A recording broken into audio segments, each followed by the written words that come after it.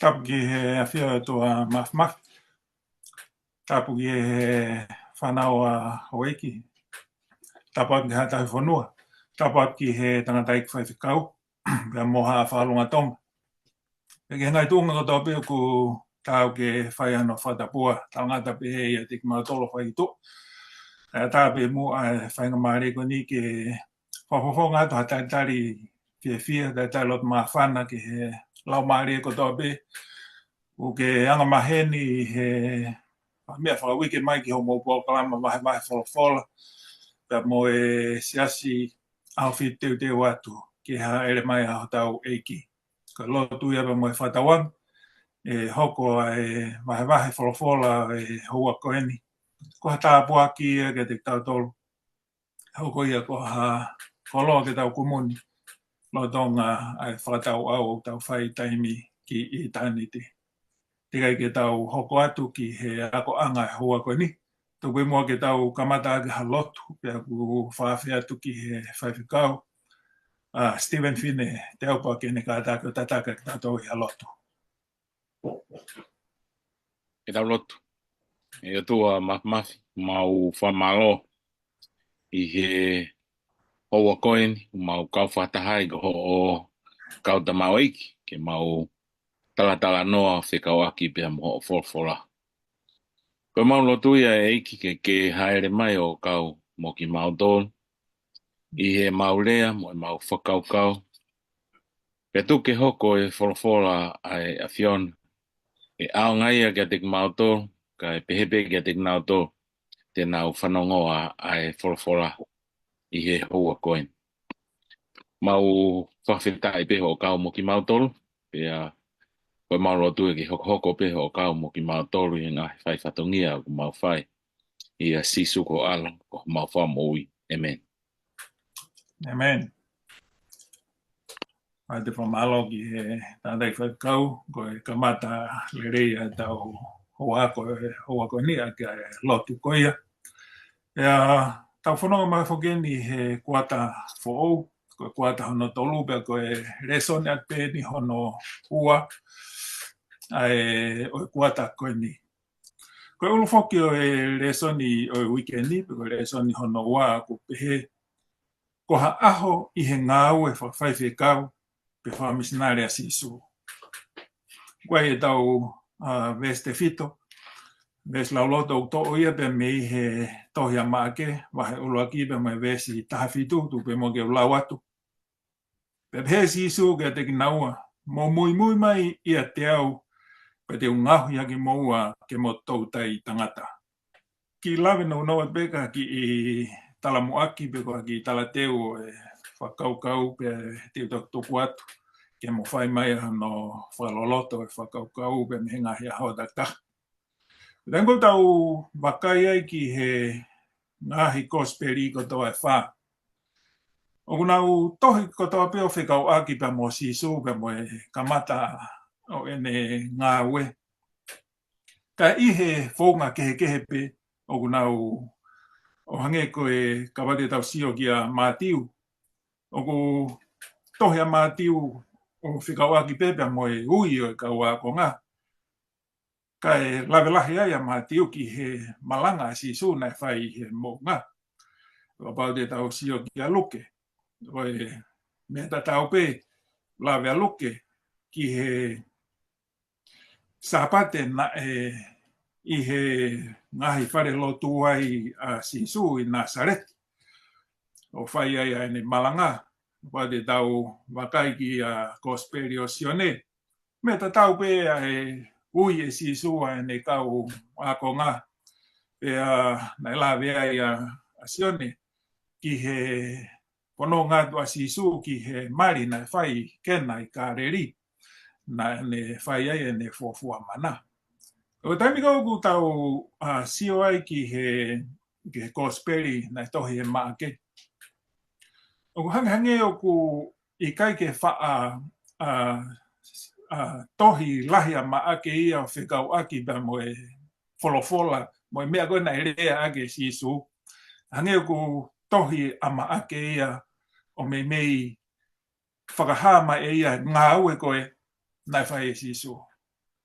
Pea kulawe pea maake ki hono ui ko e si suan e kawakonga kai ke ngatai lawe maake ki he kaposi e si sua lau maare uri ogo lawe maake ki he palania si su ke ne a ahi ki ha ngahi feitu whamo o e si su e kiriapa ne whekau ke alo whakaha ia ki he taulai ki lahi o hange ko ia ko tūtu oni e he wholofola. Au tāno ai ama ake ia ki hono whamo ui e si su e ngahi kakai tōla. Ai nani ngau ake me ngau ake ma ake ia whoirea ko e taimi pe ko ia. Hange o siwa ma ake ko ngau e o nehanga o tuhui mai ai ngā unu pia mo e vave ko e ngā ue o ku whai e he whamo ui pe ko si su i he ene kamata o ene ngā ue whamisnare. O tui ko ngā mea ko tō koinu ku whamatala tu e toki hanga e he whaifkau pia mo e re tā o whakaloloto mai. Kai tu mua ke tau hoko atu ai ako anga ki he loak aho pe ko e aho Sunday. Whaikau Steven Fine kātaki mua tala no mai ange ki he ni ihi na e ui e sisu ke hoko ko e ne kaua konga. E ko e Sunday ko hono ulu mui a te au. Kātaki o tā no mai ange ki he ni ihi na e ui e sisu ke hoko ko e ne kaua konga. Malo. Malo pito ereta. Ko e nihi ko nei ui e si su ha I he tohe maake wa he ulua ki vesta ha no ki he wanoa. Ai o ku pehe he forfora pia I he ne haere I he matatahi o kareri. Nane mamata kia Saimone mo antelu ko hono toko ua. O kuna lafo ai kupenga ki tahi. He koiongo tautai ika ki naua pia pehe e si su kia te naua. Mo mui a te au pia te ungahu ia ki moua ko tautai tangata. Pea nana ri aki rewa hona kupenga o mui a te ia. Ko e wholofola aini mo e ui e sisu e ne kawakonga ko e uraki toko ua aini ko Saimone aini tau ilo I he wholofola ko pita pea mo antelu ko hono toko ua. Ko e ongo tau te hina ko e nina na whai na lafo kupenga ki tahi. Pea he koe ongo tautai ika ki naua. Pea I he wakai koe a sisu kia te naua na e ui a sisu mo mui a te au pea te ungahu ia ki moua koe tautai tangata. Nana ri aki rewa hona kupenga pea mui a te ia. Koe ui eni a sisu nane fo watu ki he matatahi pea ne wakai ki he ongo tau te hina ko ni he na laku kupenga. Pea mahalo pete tau whakaukau ki he ui a sisu na e tonu ke alu ki he whare lotu pe koe kalasiko una wako wholofola mo ako I ngahi lao ke ui e ne kau tangata. Pe ha o sisu ia ki he matatahi. O wakai ki he ongo tamao iki ko ni ufai e na ngā ue pe ui a sisu ia ki naua. Saimone pe mo andelu mui mai a te au pe te ungahui a ki moua ko tau tai tangata. Ko ui ai e kiki he ne ngā ue. Mahu inga pe u tawhaki ke he pe mahu inga pe mo ia ko ia. Ka oku mahu inga taha ke mui a sisu. Ka pa ua taha ia oku wako mao hano mata itohi ka ukai ke mui a sisu. He kai ao ngai ke he ngau a sisu. Tara mai sisu mui mai a te au. Pe te unga ko sisu ia te nehanga o ngau hiki tau tonu. Ke tau hoko ko e tau tai tangata. Pe whamahino pene sisu e ne ui. Ko ki tau tolu pe ke whakaata ki tau tolu. Ko ia te nehanga o ngau hiki tau tolu. Pe ko ki tau tolu lewa ko tau whatongi anu hange ko i ongo a konga ko ni. Ko i riaki. Riaki e kupe ngā ia. Kana mui a sisu. Ne toi hoko at pea sisu ki he i ongo tau te hina ko i ni ko se misi. Mosione. Pe ko i ongo tau te hina ko ni na e whai na pena kupenga ana waia I hona waka. Pe na e ui koe a sisu ke te ngāua. Na iai mo e na tamai. Tarama he whorofora na riaki mo e na tamai. riaki mo na kupenga riaki mo ka nga au na ko yongo tama e ke ni na e ko yongo a ko nga uluaki ko me ko ki asia na ya hana waka ko na kupenga pe ko yongo a ko nga ko ni na ki ma ume angi ki na we na kupenga na ba ko mo na ka nga au ka ko me pe ke tau ilo na e uya sisu na ia e riaki pe ia e muy ya sisu ko e me mahu inga na e fai e he kawakonga e toko wha ko ni taina e uia ya sisu ke te gnau tolu pe talange sisu te ungau ke hoko ko tau tai tangata ko me bena na fai ko riaki ngahi me na o fai mo ngau na na fai ka na muy ya sisu ke ako iki na to sisu ke fra hoko ngau wo ui mo fili ki na to sisu ke fra hoko ui ki ta tolu he iki lahe ngahi me au fe mau ke ta honga riaki ka ta muy ke whakahoko ai ne ngāwe, malo. Amen. Whakata, malo whakau tāna ki whamam. Reta, lauhingoa kātaki. Koe hanai hare soni o ku tau wako mi he tari a kau wako ngā e uia kawaisi. I he mō meniti pē na ne uia ki nā tolo. Malo beto, reta po kore ke u whangatu i he tala whakatapu ko kamata ake a ko angan. E whai ha whakatalano atu ki he whehu ki o mai. Ako whamalo ki whewhikau ko ne sanga o kinikini mai. Pe whamatala mai e konga lahi ki he whehu ki hanga o mai. E tupe mua ke whaiha ki lawe atu. Ki hare soni u tau wako pe mei he tari ko ia he foi uraki toko whaa koe ne kawa konga si su e taimina e ue inal tolo e si su. Pango mena ke lawe ki he tala teu. Ai tari pea ui ko ni i he taim pe ko ia. Koe whakaukau koe ni ki he te hanga o tari. Pe ko te talango fua ki ha ui. Oku e pe makatu unga. Ko pau ke te hanga o iloi. Ai toko taha koe uni hanga o whai e ui. Me kai ngatai oku te ofa. I he toko taha koe uni whai e ui pe uni whai koe ai whikau. Ka koe lawe koe ni koe maake. O koe ke hanga e maake ia o whakamatala i whakaiki mai. Ai o hinga koe ni, ai o whamatala i mai e sione. Ko speli koe a sione. Wahe uruaki vesi wahi wa ke whaua ka pate ke toki whanga maari. Pa ke toki lau atu e sione wahe uruaki vesi wahi wa ke whaua. Koe o whamatala i ai e sione. Koe ongo tau te hina koe ni antelu mo pita. Na mui holo ia sione baptaiso. Pako na mui holo ia sione baptaiso. One whanongo ia sione baptaiso he ne tala. Koe alo ne o tua. Aia koe ne ave anga hala amamani. Ai amanaki ke hoko mai. Pena e whai peko e nau whiohui antelu mo pita. Pea mo sione. Whai peko nau whetaulaki pea mo sisu. Whetaulaki antelu mo pita pea mo sisu. O whai aki i whiohui mo sisu. Ves tolvaluen ke ves whaua. Pena e uia e sisu a Saimone ko ki fasi. Aia koe kono inga ko pita. Ani ko liliwa ko pita. Pa koe na tari koe ni ai ui kai ko ha mea. Pehe tok foi whatupake hake pehe taimi ko ia. Pe una to ope ngari whakakata pe poka foi whainga ongo pehe taimi ko ia. Kana na osi taimi koe na mui asione pe na whanongo ke malanga asione mo talano asione. Una osi nofo naua whakakau ki ai. Muna whaka a naua. Muna talanoa whiko aki pe mo sisu. Mahalo pe una pehe loto pe iai naha taimi. Ke ma mui ai a sisu. Oku pehe he whamatala he peniko e kaunanga. Koe foi tari vave koe ni ai ui. O ikai ke toe. Kai ke pehe ke toe whawhehu ia pe. O angi hana vahe pe. O angi whainga koloa e mau. Oku pehe kaunanga. Oku whakaofo au pito e foi tari vave koe ni koe ui he ongo akonga koe ni. He koe wholofola sisu. Tai mou wholofola sisu. Oku ne uhingai. Pe ai hoko e mea koe ne wholofola. Hanga mene lawe ke whikau he vesi. Koe wholofola siu na tangi. Mo mui mai ia te au. Koe whi ngā ue. Mui ia te au. Pea te ngauhi aki moua ke mo tautai tangata. Ai koe mea koe wholofola ki sisu. Koe mea koe pau.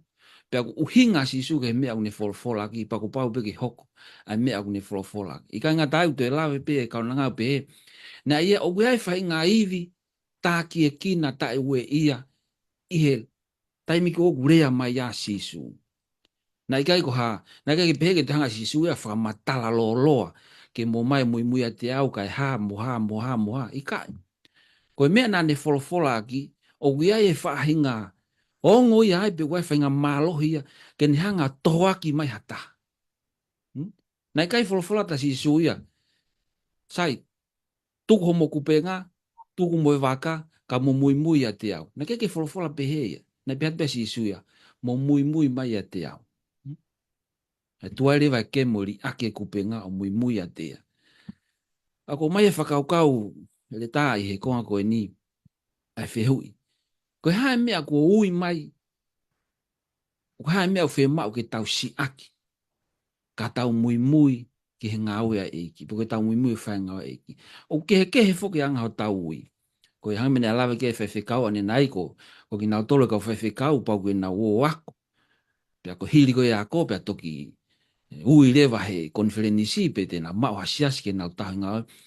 Ka koe taha ko toa pe ia o ko si ai peho no ui a on.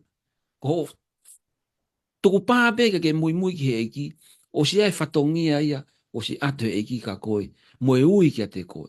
Pea ku kehe peho tau ui mo anga e tau whakawhea ngai ki he ui a eki ka te tau tolu. Ko si su ko ia na ne ui ko e ai foi ka wa ko roki toko fa ko ni ka to tai o kareli ko si su tatau pe une ke ui mai ka ko pe mo ya on pa une tatari me pe ke tau io ke tau mui ka ne fai no fa kai via hanga me pe na la ke fa nai na ui e ki ke ne ui ha ka kai ku pot ko ha ka kai na si ma o matai to na ne hanga pe a ui ka ne to hanga ia fai hanga me na la ke fikau o ni hanga pia ui ai kakai pa ne toki hanga ia o whaka qualify agi nau tolu ki he ngau pia ko e whaosi pia le tā e whakaukau ko ni o tatari mai a sisu ke tau hoa ngau e moia ke whakaosi agi ne ngau tau sio pia a honi ko hina e tau toko si e kau ngau ko e i he sāpate na ulava to malanga ki he siasi ko ni wantok. Pako na ola tuko ki ai, tako maulotu ai Palestini ko o Union ni ko Papua New Guinea. Ko Malakai, pasta Malakai. Pe matalano mo e Palestini he osi ko e malanga. Ni talmai ka te au, ko toko tolu kilu tupu ko na e papi. O kun lau palani te na hanga fukotu e siasi e ono afe. I Papua New Guinea he ngai feitu ke. Pako siasi o no afe ko ia, te nau fie mao e kau whai whekau toko lahi, te nau fie mao e kau whai ako toko lahi, mo e kau ngau e kehe pe. Aia koe poini ko mai he tau talanoa ko he whina ai ui ko ni, o fie mao he e kia ne kau ngau. Koe whainga ta ape ke ta io, ta mui e toki hanga e kia whai hata whakakato. Mahalo koe ki tari bia ko whi ui ele ta, mahalo. Malo ele nā e whamama, mama aputo pe. Tau hongat mo ke aho monite, ulu e aho monite e upehe, ko hao au lotu whaka ngalongata. E whakau Stephen Fine kātaki mo a tala noa mai ange whikau aki. Mo e whetaurake a sisu ma me toko tahana e ulu sino e lau mari e uri, pe mo re soni uta wako me iai. Malo bito ele ta. Ko e ta noa mahu inga ni pe mo e ka veinga mahu inga e aho ko ni ko ha o wa lotu whakangalonga ta. Ko sisu e ni kune hau ki ka pane umi pe ni huki whare lotu pe ne malanga. Pe na e ofo i kakai he ako naki na e whai e sisu. He na e ako naki ia o ku hau ia i he iwi mo e malohi whakaotua. Pe i whare lotu wea tangata ia na e urusino e lau mari maani oni. E lau mari e uri kataki. Na e hua e te volo i he tangata koe ni. Pea koe taimina e we wakai ai e tangata koe ni pe te tau pehepe koe te volo. Na e hanga e he te volo ia. O to o ai whakaukau mo ui e tangata koe ni. Tala mai he whorafora, i he vesi ua whā, he tohe māke vai uruaki. Pena e kalanga ia, pe he eiki sisu o Nasareti, tuku ai pe, koe haa aki mautolu kia te koe. Ko ke hau ke whakaauha aki mautolu, o kou ilo koe tokotaha maani oni ai otua. Koe whaianga lotu koe ni malanga sisu, toi kalanga mo te volo, toi malanga mo te volo ia. Koe te volo ni ku whai e whakamo oni kou ilo iau koe, sisu o Nasareti. Koe tokotaha maani oni koe ai otua. Nā kai ke whia mau e sisu ia ai whakamo oni ai te volo. Nā hanga sisu o lolomi, ai te volo pe ane talange ke whakalongo pe, pe ke hau ki tua. Pe a talamai e whora, na e hoko e nia na e neongo pe na e talamai na hai laumari uri, ai wala pe ko he tangata koe ni pe, tangi a kia re olahi, pe ane toki mahu ia te ia. Talamai na e ofo i kakai i he mālohi koe ni, tikai ke nausio ha mālohi pe he ku lea ki he laumari uri pe ane mawahe. Pe talango fua. Pe talamai rewa na mawhola ate o ngongo le rei koe o sisu i he feitu koe ni. Oku omi pe re son hen kia te tau tolu. Ta wo ke he whare lotu hange pe koe alo a sisu ke whare lotu pe ane malanga ai i he iwi mo e mālohi. Oku i kai ke tapu a se tanene hau ki whare lotu mo e mo laumari uri. Ka whia mau pe ke o te tau whakaata. Ngai ko sisu na e whia mau e sisu ia se tane ke whakalongo pe. O e koe ke o whia mau e sisu ia e ne whakamooni. Ko koe ko sisu o Nasareti. Ko koe koe totaha maani oni mai o tua. Koe ke whia mau e sisu e whakamooni a se tane. Whia mau e sisu ia ki tau tolu. Ke tau whai e whakamooni ko ia. Pea ko tau whatongi a ia. Ke tau whakamooni ma sisu. Ko utui pe koe ko ngasi pe ko omi me he talanoa. Ko se tane o ku ne ona te whakaukau i kai ke i whai lotu. E he tapa kotoa pe ia i he mama koe ni. Pe a whia mau pe ke tau tuku e tau whalala ke asihova. O ku ne i he potu kotoa pe tene omi a i kuna kia te tau tolu. E tau tu i piki tai kia sisu kaisi. Malo. Amen, amen. Malo whekau. Kakak pe re tā la hungua hoko toi te mua. Na talange sisu ke tō tahani ke whakalongo pe. Ko hana re sonu oku totonu ke tawako me ai. Malo ko vesi na si lawe me ke whewhikau. Ai upeho na whakarea, vesi wani mai ne vahe rugby o maake. Pea lolo mia si isu o pehe, ke whakalongo pe, pea ke hau ki tua ia te ia. Ua e liriu e taha pehe, kana e valo ki ia si isu o pehe, ke whakalongolongo, pea ki hu ki tua mea te ia. Pa kua rewa liriu ia e King James Version o pehe, and Jesus rebuked him saying, hold thy peace and come out of him. Ai au ku pe valo ki ia si isu o pehe, tauhi pe puke ho melino pe hau mea te ia. Koe whairea whakakariki koni koe ku hau mea whakakaukau koni koe hold thy peace. Koe whairea koe muscle. Koe M-U-Z-Z-L-E. Koe whainga mea nu whangai whakatapu o ai o whakatui i he kuri koe o ku kālou pe whekai. O ai o whakatui ai mea koe ni. Pea, mante hoi mena lawa ke whewhekau, na e kalanga e tangata koe ni, ai o fuko i lau maari e ko sisu o Nasareti, o toko taha maani o ne o tua, o ke hau ke whakaauha mautolu. O ko e whewhekau mo e le tā, ko whie, loto au ke u ilo pena e anga whie rea a sisu. Ene wholofola atu koe, ke whakalongo pe. Mahalo pena beta sisu, pena beta sisu, tapuni hongutu. Tau he melino pa ke hau ki tua. Whatoka ngai o i kai koe tangata, Pa koe te volo, po lau mare uri na e loto ko iai. Mena, na o sila mai whekau gen, koe ke whemau e si isu ia, ke whakamooni e te volo, pe hanga e te volo tiklea, ko si isu ia. He koe fo i whakamooni a koe, nei whahe lau mare uri, ne tala koe, ni koe si isu o Nasareti, koe toko taha maani on. Nei whai e nia he mana wahe. Ui ngaha koe nisoko ne reai, ko hau ke whakaauha mautolu, koe uhinga nia e te volo, ki he te volo, pe amo ne kau angelo. Ku pau fo ke whakaauha na toha ko ngare songo na tau tala no ki ai. Ka ko mai whakakau kau ko ni, sa me wahe wa walu ve stolu. Oua na ke toho au mo e kauanga hala, mo ki nau tolo ku whai kovi. Aki nau tolo o ku rea maari e ki honau kaunga api, ka aku i honau loto ai kovi. Wai tau rea tonga upehe, sio mai kata si tu akai kaanga. Ai ko, whetau laki pe moe he lotu fo i mari mai wharea malo tau lava happy sabbath. O si tu ape, lau i koe pe koe hafu e me. Tala mai he tangata toi sa mea whakakau ko ni.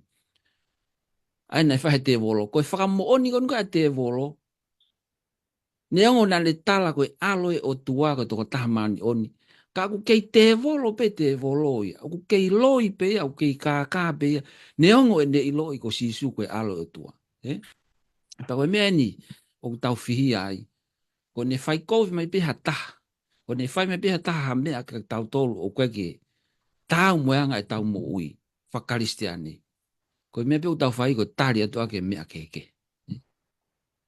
Kau tala mai he whakau koe ngai potu tohi lahe folofola. Ke tau ofa i he taha koe o kuanga hala ka tau whehi a he neanga hala. Hate the sin but love the sinner. Kau kai fo ke tau lau tatu rea whakamāwahe wahe. Ai mea koe o kuwhai he toko taha koe ia, moe toko taha koe ia. Koe te volo ku huu mai ai, pa koe mea peu whai, koe tau nofo peu whehi a ke he toko taha koe ia. Ka ke tau lawa whakamāwahe wahe. Ke tau ofa pe ki ai, neongo ai olunganga une whai mega te tau. Koe whaunga whako e turi te volo e kau siu. Upau ke nau kai la nau tolu mo, whai e lotu mo, hawha ngai mea keke. Nai kehe pe asi sui, hango mea u whenga ka maake ke ne whakamama whai. Ai whahinga mawhai mo e malohi ko asi sui. Nai fo i wholofola atu pe asi sui. Whakalongolongo, pa ke hau ki tua. Nai me lava pe ki hanga he te volo, hanga mene lava ke whiwhikau, na ne hanga hae no walana, me lava pe ke te kovia ngai ke ne hanga whakalavea i pe hiki haake hola tangata koe ni. Ka ku ilo he te volo, o ku ia e iwia, mo i mawhai o ku toi malohi lahi anga ia te ia. Pa ku reko tene e luke vai whawe stori mau pehe. Pea ku li ai tangata he te volo ki he hao haonga, pea hao ia ki tua ia te ia. Pea na i kai tene whakamamahi ki a te ia. Koe whakakau koe ni, he lawe koe a luke. Na i kia ki hanga he te volo, o whakalavea i pe whai hawhainga mea ki he tangata koe ni. Pea koe talango ne si isu ke whakalongolongo pe, o ku tau repeat e maake e whakaukau koe ni. Te matoki lawe ki anayang i tau au te ke vestol whaa. Ka koe whakaukau ne tahu o mai maake. O ku pehe he kau skola, ai fo i mea koe nei whainga koe si isu ke ne talangi he te volo, ke lau mari ori ke whakalongolongo. O nauhanga ui koe, Messianic secret, pe koe Messianic mission. Koe whahinga misiona whakapuripuri, po ka whahinga misiona ke fufu. Ai koe nei amanaki fo ke kau sio e hae whakamoui, ke whakamoui ki nau tolu me pure anga loma. Ka koe kai koe ni hau, ke whakahafu nau tolu me hangala. Pea ilo leo he te volo asi isu, pea koe no ai, ke ilo asi isu, in advance, pa koe ke whema asi isu, ki aha paloparema, i he ne misiona koe whai, i hono tomo hanga he te volo iau, kalanga ia ke ilo he kakai. Na kai whema asi isu ke hoko e mea koe. Pa koe maria whaosia ki le tae whakaukau koe ni. O kuiai e taimi, o totonu ke tau whakapoto ai, hono talaki, pe hono ave mo oni koe o e folofola. Whemau ke tau whakapoto. Wakai pe koe tau ahe atu ka haki i whamiriu. Viviri e whie kai a, kai whai pe ako toi tapu. Uruaki ave hane mei sipi, kai toki whai ako toi tapu koe mea umomu a. Tala mai he whakaoko ni, ane whai si su he te wolo. Tau whakapoto, pe tau ilo e taimi to tonu, mo e feitu to tonu, ke tau hanga a vea mo ni, mo talaki ai, ai ngongolele. Maha koe ki whakaukau pia, ele tāke o wheu i, maro. Malo pito, ele tā e whamama, sa ki peke tau hoko toi peki he aho hoko koe aho tūsite. Koe ulo e aho tūsite e kupi he mai koe he ngai ngau e nai whai e si suhi he sāpate koe ni. Ai ku me mei noho e whakaukau e leson koe ni he fo i sāpate pe koe ni. Pea kātak pe mua a whakau. Tala noa mai ange he taimi nai hofi ai e si su mo ne kau ako. A api o pita pa mo lesoni ta wako me ai. Malo ele ta. Koe tano mau ingai ni ai ku hai ya make wa he uraki. Me si ua hiwa ke tolfa. Tama he folfola pe ko nau alu me he fare lotu. Na nau hu whakataha mo se misi, mo sione, ki he fare. O Saimone mo andelu. Kana e tokoto ai e fae ai waifi o Saimone o kumahaki. Koe mofi. Pe nau whakaha rewa ia kia te ia. Pe ha uia puke hono ni ma o ne whakatu uia. Pe maho i rewa ai mofi ia te ia. O ne tauhi a ki nao tō. Tara mai ni koe ha ue ne ka wako ngā. Pe a ku kau mai he na se misi sione. Pita mo ante lu. Ai o nao mene a nao tō ki he api. O e whae i he whono koe a Simon e Pita. Ai o whamahino ni ana e tokanga lahi au pito a Simon e Pita ia ki he whae he whono. Pa koe le soni mahu inga ia ke tau tokanga ki tau tolu. Ki he tau ngahi whae he whono. Pea i he whakaha koe kia sisu, tala mai na e mofi e whae he whono koe na Simone. Pea na e hao a sisu o puke hono ni maa ne whakatu uia ki o lungu. O tu e koe mea mahu inga au pito ia, koe o tua alo off. Pea kune fie mau e ia ke mo ui e taha kotoa pe, pea fie e taha kotoa pe. Pea ku kau ai pe, e ongo ere taha e whae he whono i he ngahi mea mahu inga koe ni. Tala mai he fiafi. Nai whiunga mo e tō e la a. Nai omi ke te kia si sua ngahi mahaki ki he kehe. Mo ki nā tōne u sino e te wolo. Ko e kakai lotu eni he wheitu koe ni. Nau ilo nā tō kapate nau hao he lotonga e sāpate te nau mau e sāpate. Ka koe ne tō koe la a o se sāpate u nau. Omi ko tō mo e nau ngahi mahaki pa utara mai nai whakamo ui ki nā tōro e sisu. Pea koe mea ta tau pena e tala e sisu. Ane taufi ki ea ki o te nau rea e kau te waroko e uhi ko nau ilo ia. Aia ku lawe kia e ere tā lau hingoa ane nai. Ko e fie mau e nia, fie mau he e kia ke alu mamari ea te ne ngā ue ke whakaosi. Mo au ki he kolosi. Kau kai ke fie mau e ke fu ilo lahia nai. Wai taimi lahi o ku ia e ngahi mea pōpua ki u tau mau nai lawe kia ere tā ane nai. Fia mau pe ke tau oat pe pōpok to tonu, i he taim to tonu, i he wheitu to tonu. Taim di tau hao to tonu e pōpok to tonu. O atu e wheitu hala ia whakatupu whihala ki au pitoia i he ngau i tau whai. Tau mai pe si suke tau poto, i he oate o ngongorerei. Malo au pito ongota. Amen. Malo pito whakau. Ele tā, lau hingoa kataki o koe hae ngahi rea soni o tau wako, me he mo ui lotu a eiki. Koe, e ka maake ai pe, wahe tolu ni ma ke tolu hiwa. Ka koe te ulawa tu pe vesi tolu ni ma. Pea pongpongi ai, na ane tuu hake o te eki aho. Pea alu atu ea ki tua a o more atu ki he potu lala. Pea lotu ai. Koe konga hako e toki e lawe whaiwhe kau ki he mo ui lotu koe a sisu. Ka te ulawe peo ki he ke ho whehu i. Koe hae re soni. O tau ako me he mo ui lotu koe a sisu. Pea koe e le soni la lahe tolu. O to mai le ta whaiwhe kau ke tau sio me he mo ui lotu koe a sisu. Uruaki. Na e whika uruaki. Pea mo mu ai lotu ki a sisu. Koe tala mahe vesi. Koe kei pongi pongi. Koe uraki mea bena e whae sisu na ane lotu. Tama ke tau uraki kumi kia Sihova. Tau ui kia Sihova. I he kei pongi pongi. koe taimi lahi foki. Pau kau pe mo motuani koe ape pong koe me pe ura to mai koe telefoni. Koe to pe ke sio po koe hai koe fiha koe hai taimi. He te mina ngalo lotu toki manatu ke lotu he vai ua aho. Ka ko mai si isu e mo ale son me mo ko asi isu. Ne o koe alo e o tua. Kana ne ke fi ma be ya ivi mo malo hi me he tamai. Ke fai ke misiona koe na ha o ki mama. Pa koe me be na fika uraki mo ki ai. Ko ne ui lotu ke ne tamai. Ko hono ua koe lotu to pray. Koe whamatala koe ki fo ilea koe ni o koe vea pe lotu koe ni koe whapapalangi koe imperfect tense. Ai koe whahinga vea pe koe ni o nehangi a whakamatala i mai ai whahinga mea o tigeki osia. Koe whahinga mea ia o kei hoko atupe. Ai koe imperfect koe whahinga mea o koe ke osi, koe ke kakato. Koe fo ilea tatau whakakariki koe uhinga tatau mo imperfect o koe fo ilea koe prolong. Ai koe whahinga mea koe ni o hoko pia, continuous.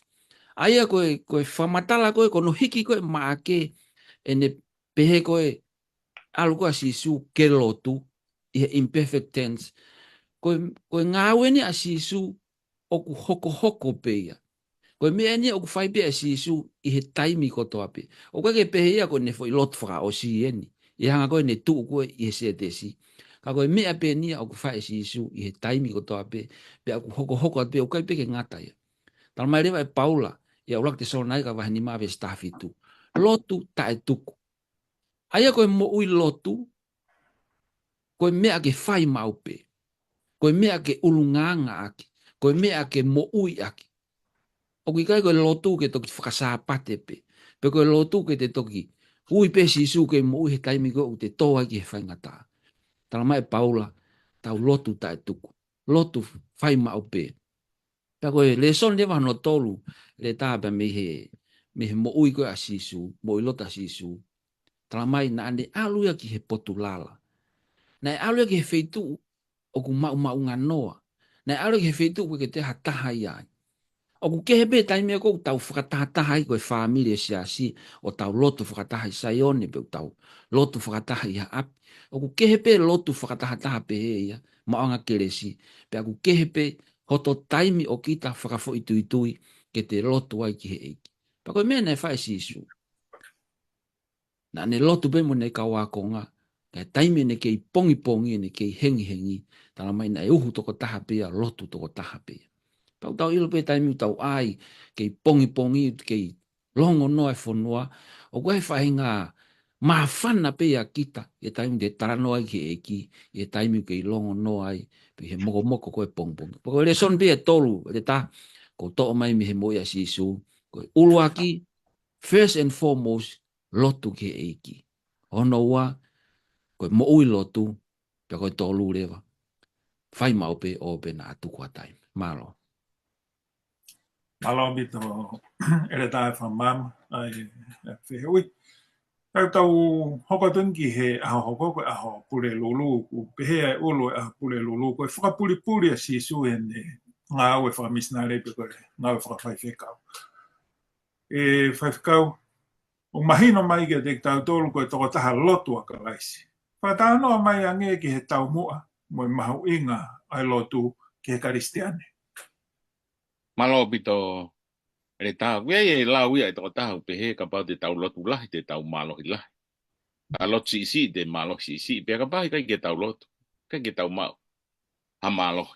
Ko si sue ni he tohe maake wahe o no ves whao no. Pea ko whekau atu.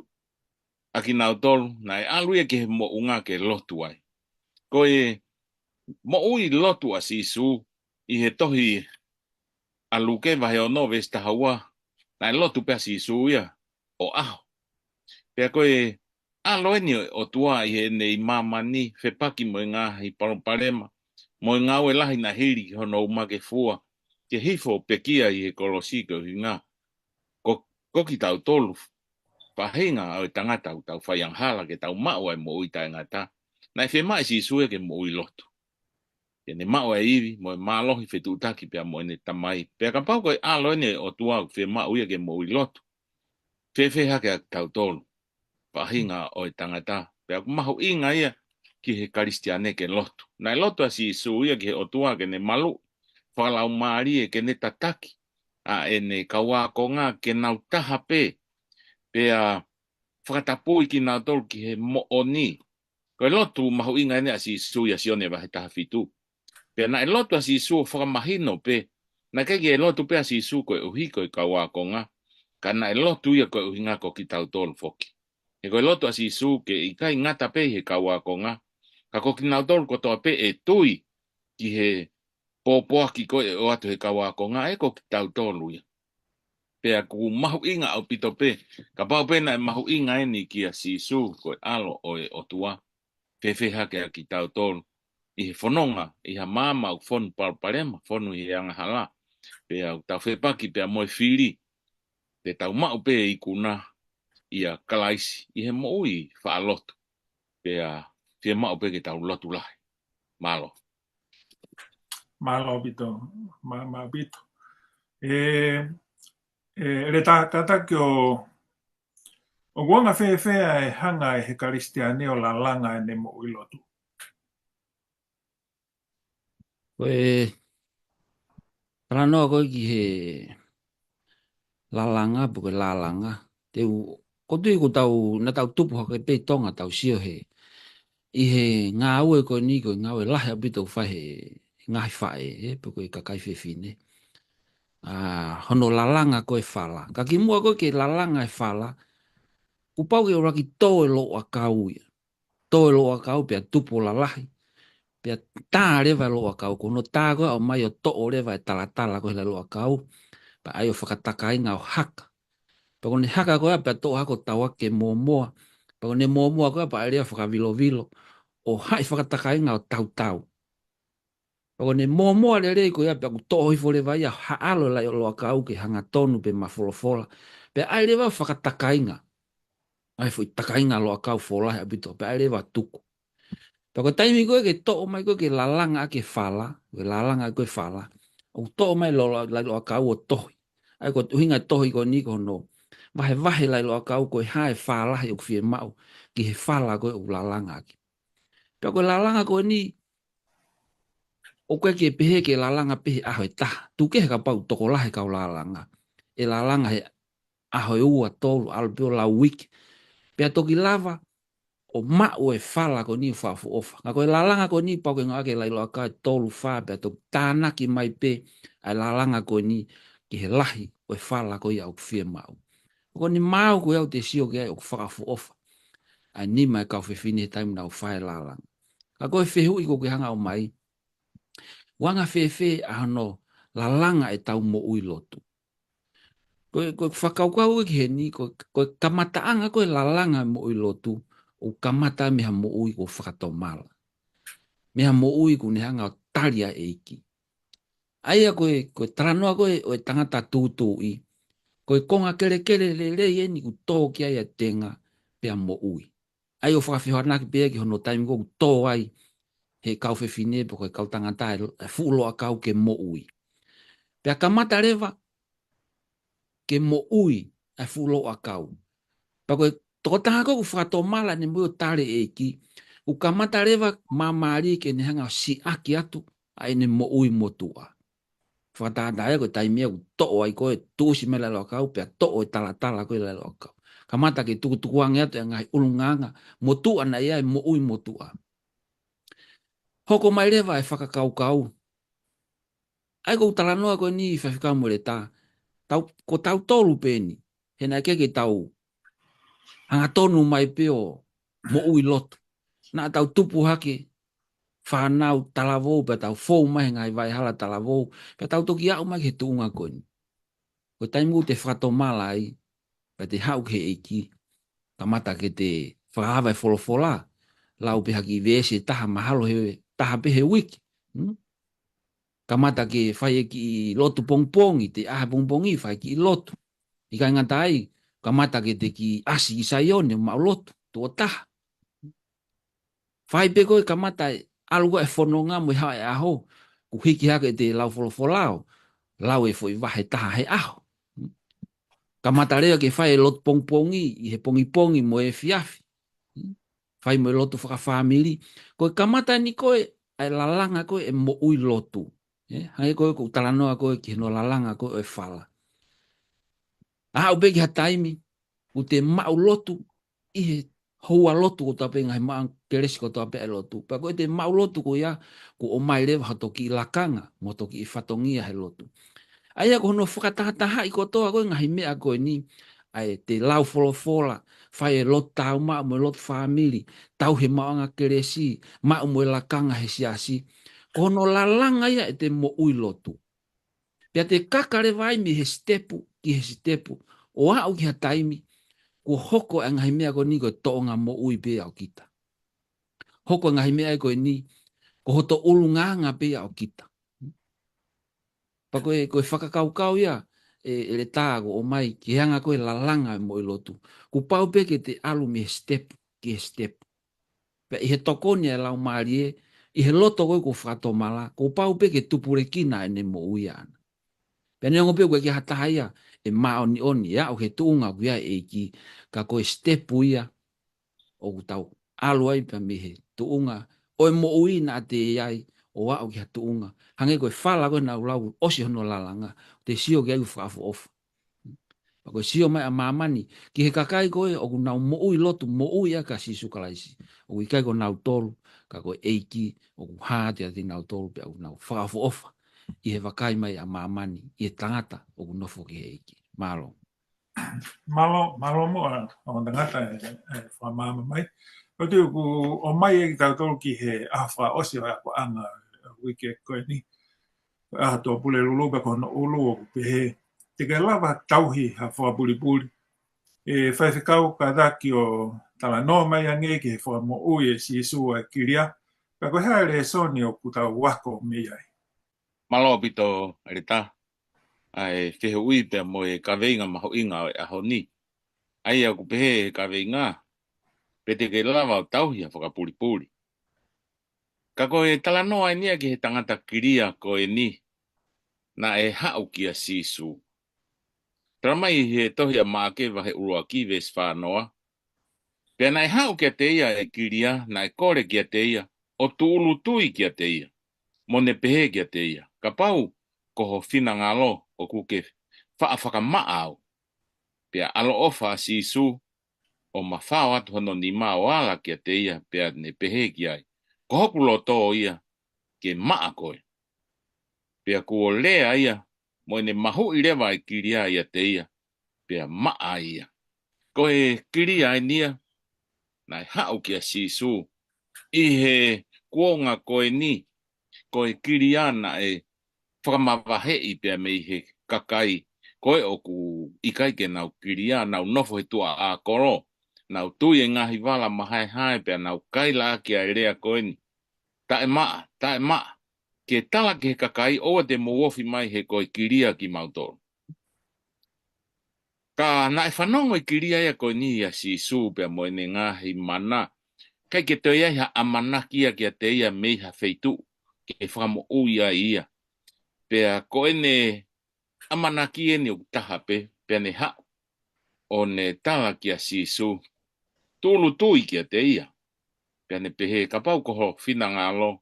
Ku ke whakamaa au. Pea na e alo ofa si sū ki he tōtahani pea ne hanga whakamaa ia.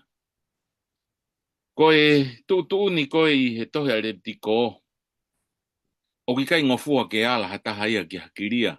Ke hinga e tae maa ia ia hono sino pea tae maa whakalau maarie. Pea e whi mau e ngahi o wau whakamaa whakasiuia ke o hangeha baptaiso ke lama o nau toi maa ai. Mei he ala ki he kiria. Ka ko sisu e nia. Na e ala ia ki kiria pe kai ke tae maa ia kai maa kiria ai.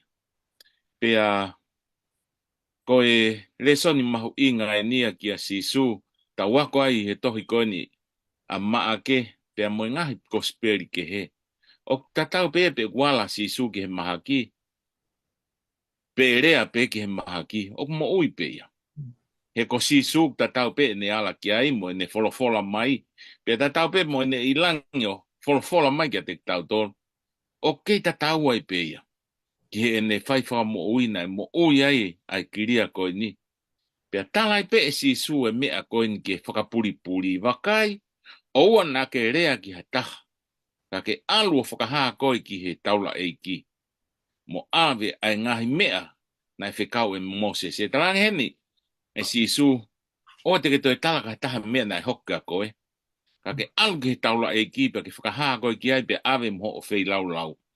Koe kiria ka pau ku whakahaa koe kiria koe pau ke alu ki he taula eiki ke sio ki ho sino ka pau o ku ke kiria pea e kaila rewa taula eiki koe tokotaha koe ni o tae maa.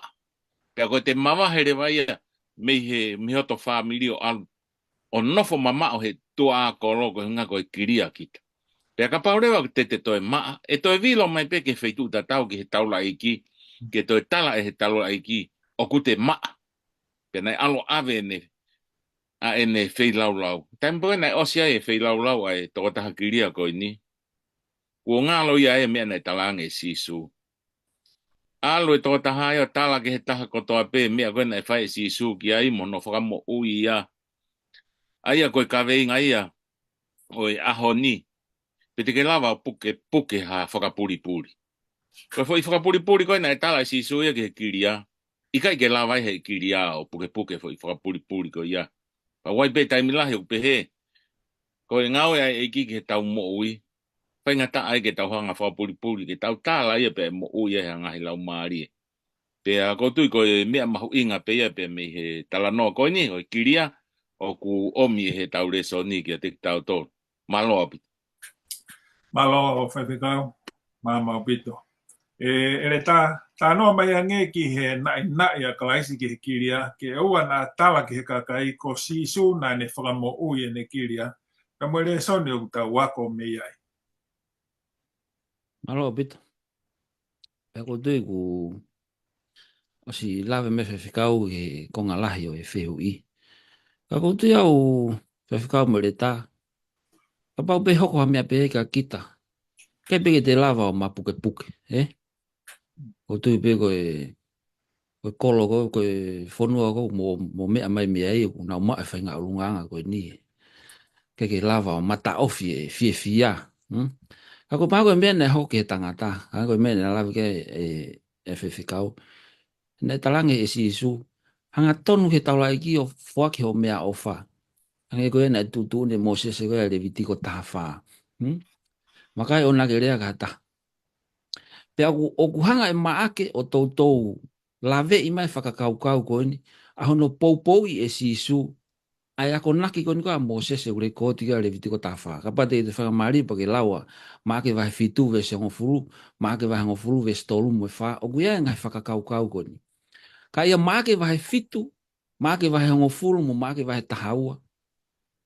O kuhanga he kau takia koe ni kau siu. O maui, pe ukeke nau mui nau tolu, ki he mea koe ni o mai he wholawhola i a Moses e koe a Levitiko taha. Aia koe foi whai kehe koe ni koe, i a sisu mwe take kau siu. Ko no uhinga e nei talangia e sisu ki he tangatake, oua e lea. He e lahi e palopare mai hoko. Pango mene lawe ke whewhikau, o toki lawe ke e veswhani mai. Na iku ta ofia si suia.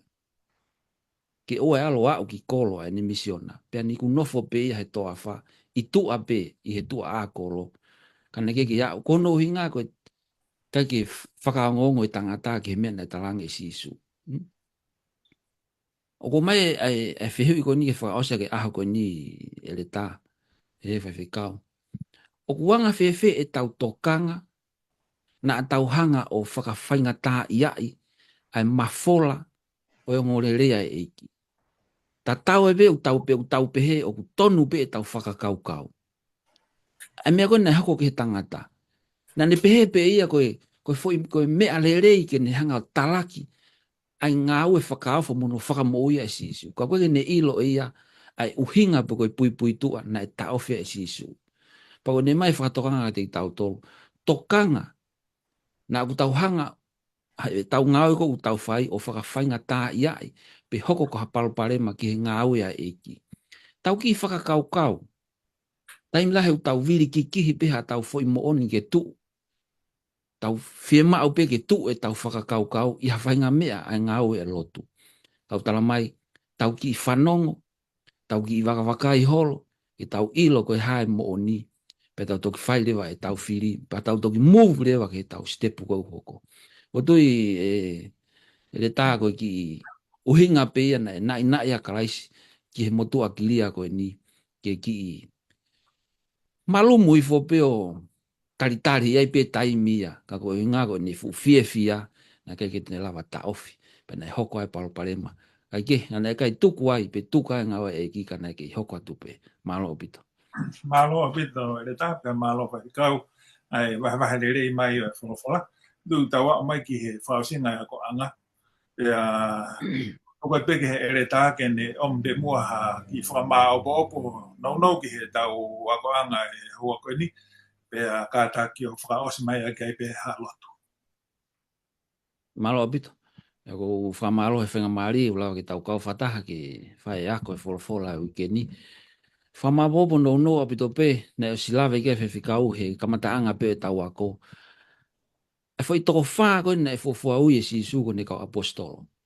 Simone mo antelu, se misi mo sione. Ko nau tuunga, i hanga Nova Society, hangena ki masiva, pe whakaofanga Simone mo antelu, kai maumea se misi mo sione. Poko no inga nei, o atu he whewhikau nei. Nei ke ha waka e ngotama koe, na ia honau waka, iai mo kau ngā aue. Kau ne mai whakakau ko ni ka ki tau tolu. Ko e ui ko e sisu e ne kau ngā aue, poko e ui he eki e ne kakai, o kui kai whiriwhiri mānako ia. Amen. Nei ke ne ui pia se mismo sione hange na ana maumea kai tuku, a antelu mo Simone hange una masiva, kana ne ui pia, hawhahinga tahape, pa kui kai ke whiriwhiri mānako, ai ngawe pe koe ui kakai ai eki kene ngawe.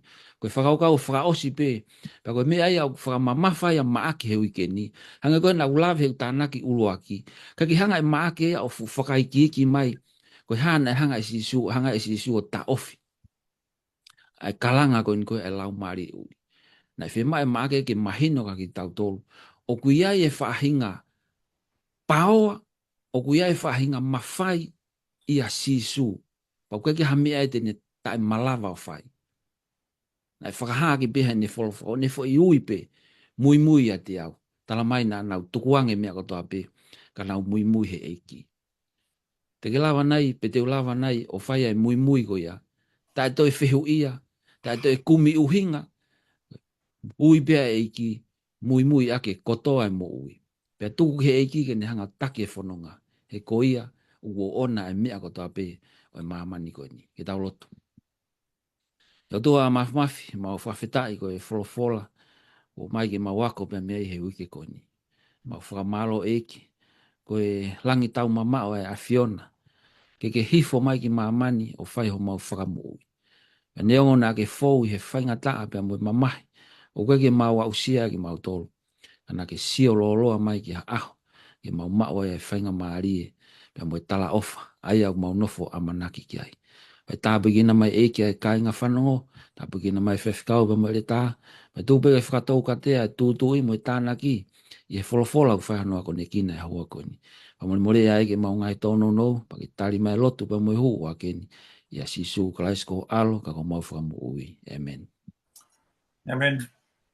Koe matanga e mau whaifatongia ma mo tolu ko topi mo mea mai ki mo haua ko wholofola pa mo e sa fitu. Te watu ki haere mai eiko sisu klaisi.